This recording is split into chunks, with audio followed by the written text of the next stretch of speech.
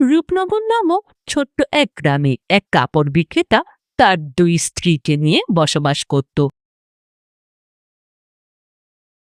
এই থালা বাসনগুলো এখনো ধোয়া কেন হলো না? সারাদিন ঘরের মধ্যে বসে বসে শুধু ফাঁকিবাজি করো।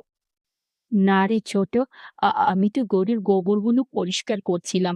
এরপরেই থালা বাসনগুলো ধুয়ে নিতাম। এই আর কি, ঘরের কাজ তো আর কম থাকে না রে। একা একা সব করতে হয় আমায়। হয়েছে হয়েছে, অত ন্যাকামো কথাবার্তা বলো না।